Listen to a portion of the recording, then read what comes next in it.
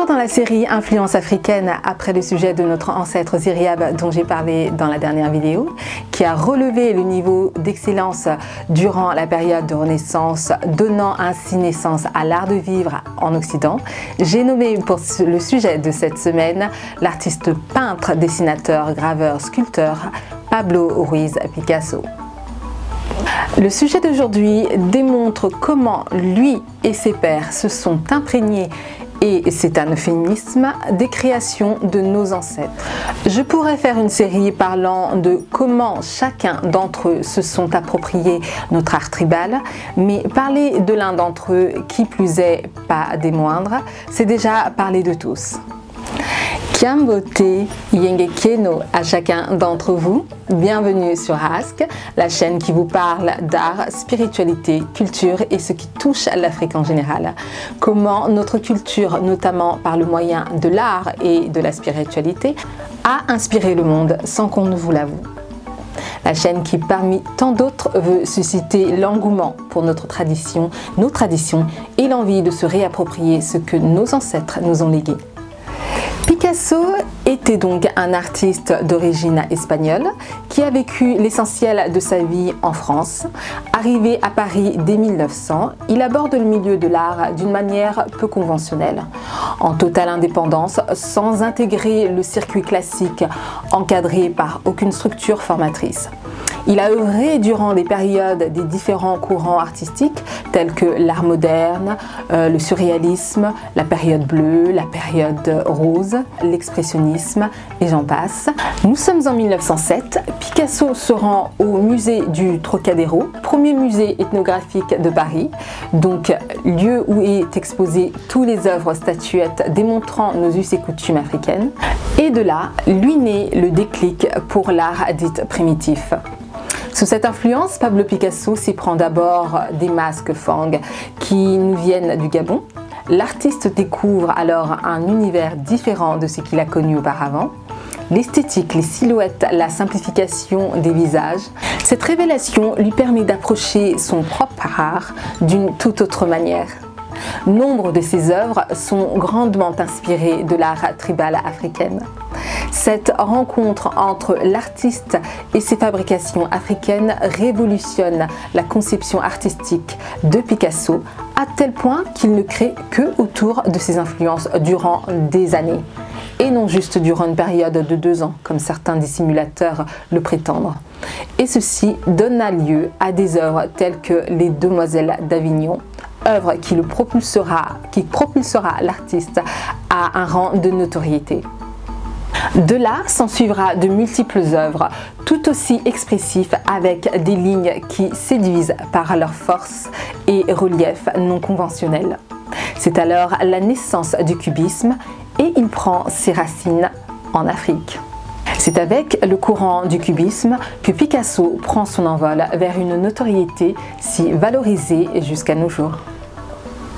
Faraka est un village de Côte d'Ivoire réputé pour ses peintures sur coton. Ses habitants, dont les anciens leur ont raconté l'histoire, attestent que M. Picasso s'est rendu en personne au sein de leur village en 1968 et lorsque l'on analyse les toiles peintes dans ce village, on y retrouve curieusement du Picasso. Picasso aurait donc emporté en Europe la patte artistique de ces artistes anonymes africains, cela devenant désormais le style Pinocchio. Lapsus révélateur, le style Picasso.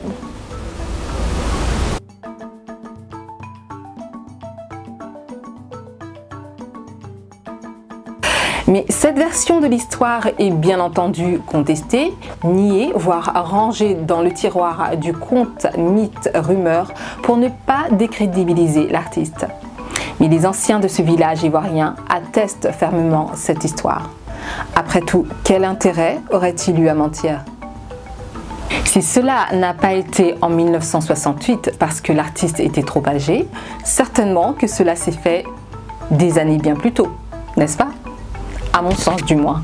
Et nous sommes plusieurs à valoriser cet argument.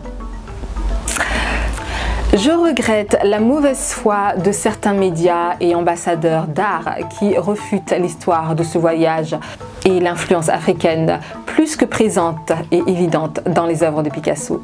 D'autres trouvent le moyen de le justifier lorsque lui-même Picasso déclare, je cite, « L'art nègre connaît pas ». Je veux dire, cette phrase est un peu plus claire. Vous ne trouvez pas ? Et les médias essayent de broder autour de cette phrase en y insérant un contexte, une interprétation qui n'ont pas lieu d'être, laissant entendre que ce n'est pas ce que voulait dire l'artiste. Appelons un chat un chat.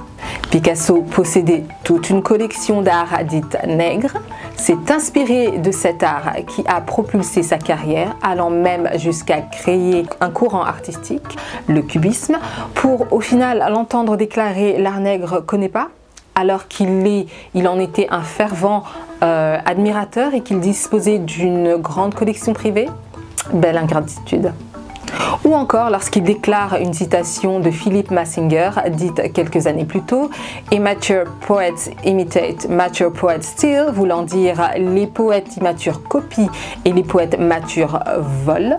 Reprise et détournée ensuite par lui-même, « Good artists copy, great artists steal », voulant dire « les bons artistes copient et les grands artistes volent ». Enfin, là je veux dire, ça parle de soi-même, non ?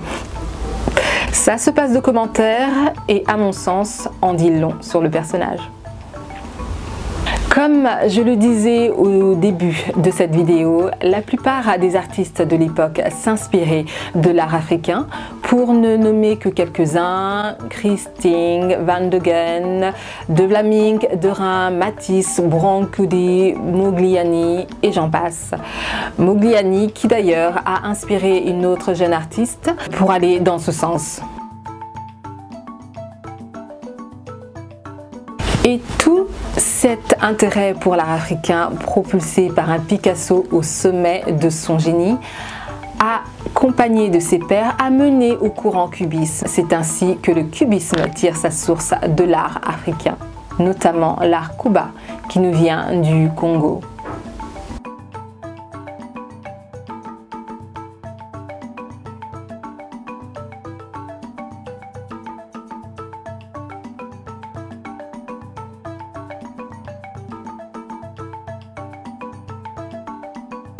Cela me navre tellement de lire et voir l'aliénation de certains de notre public africain ou voire même certains artistes africains qui se sentent fiers et redevables auprès de Picasso, le prenant pour un exemple, alors que lui-même prenait son exemple de nos ancêtres tout en les dénigrant. Il y a comme un dysfonctionnement quelque part. Tout cela pour dire à quel point il est important de voir la valeur de notre continent et ce dans toutes ses sphères. La valeur de notre culture et notre tradition que les autres courtisent. Voir aussi la valeur de la spiritualité de nos ancêtres car tout est lié. Tu ne peux pas accepter l'un et rejeter l'autre. Dire oui à la culture et tradition, coutume, et dire non à la spiritualité de nos ancêtres pour préférer ou le mêler à celui des religions importées.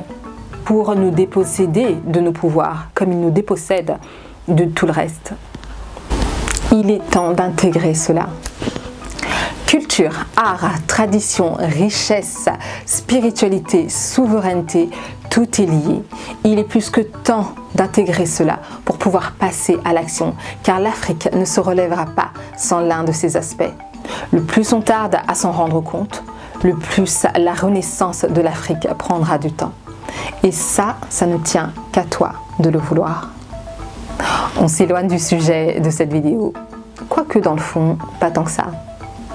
C'est sur ces derniers mots que je vous dis à bientôt pour une prochaine vidéo. Merci de vos likes et abonnements. En attendant, prenez bien soin de vous et des vôtres. Que le Créateur, nos ancêtres, nos guides nous gardent. On est ensemble. Tolingana, Tosangana, Ingeta.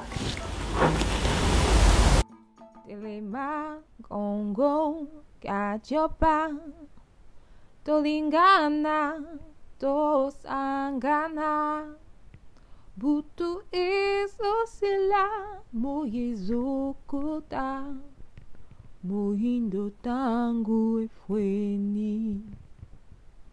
mohindo tangu efwenyi